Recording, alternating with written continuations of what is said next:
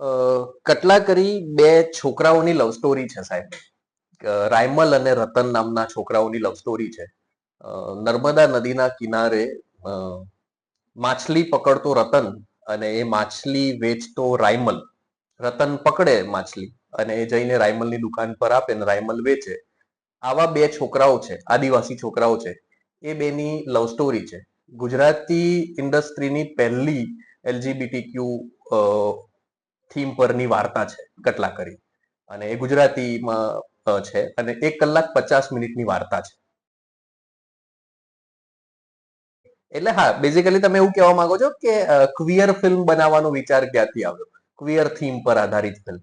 તો એ એવું છે કે આખી ઘટના ખાસી લાંબી છે, પણ શોર્ટમાં કહું તો અમે જે શૂટ કરવા ગયા હતા film, that was a heterosexual love story. એટલે એક છોકરા અને છોકરીની જ લવ સ્ટોરી હતી. પણ છોકરીનું કાસ્ટિંગ કરવામાં અમને ખાસા બધા પ્રશ્નો આવે.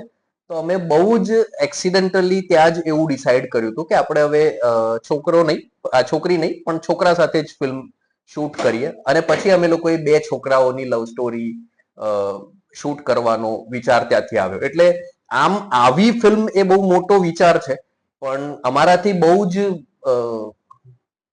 કહેવાય ને કે કોઈ પણ પ્રયત્ન વગર સાહજિક રીતે લેવાયેલું ડિસિઝન છે. ચેલેન્જીસ એટલે બધું પહેલેથી ચેલેન્જીસ જ હતી એમ. આ ફિલ્મ જ આખી ચેલેન્જ હતી.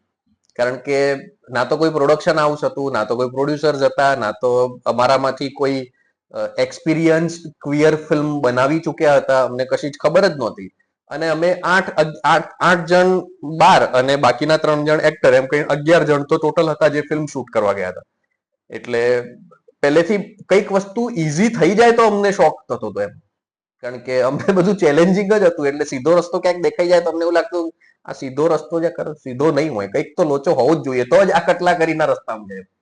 એવી હાલત હતી. પ્રોડક્શન બજેટ, સાચું કહું તો એવો કોઈ શબ્દ મેનેજ નથી કર્યો અમે.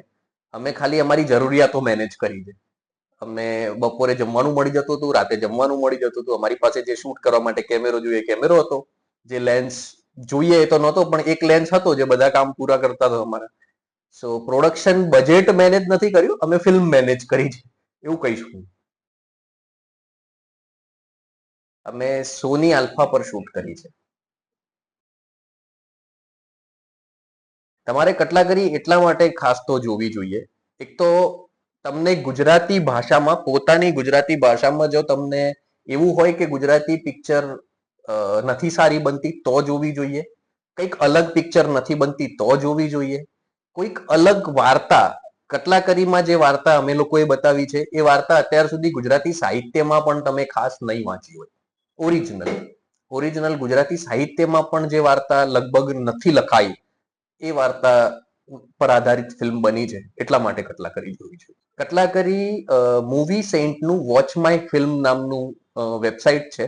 એ વેબસાઇટ પર અવેલેબલ છે ઓનલાઈન.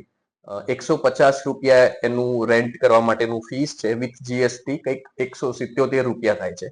તો તમે ફિલ્મ એકવાર એ વેબસાઇટ પર જોઈ શકશો. ફરી વાર જોવી હોય તો ફરી વાર તમારે રેન્ટ આપવું પડશે. એટલે એ અવેલેબલ છે, તો જુઓ. અને જે પણ જો ગુજરાતી નથી જાણતા એમના માટે ઇંગ્લિશમાં સબટાઇટલ પણ અવેલેબલ છે. સો ફિલ્મ અવેલેબલ છે, જુઓ. અને જો ગમે તો કોણ, ના ગમે તો પણ કહો. તમે જોઈ રહ્યા છો અપ્પુન કા અડ્ડા. Subscribe channel, like and share video.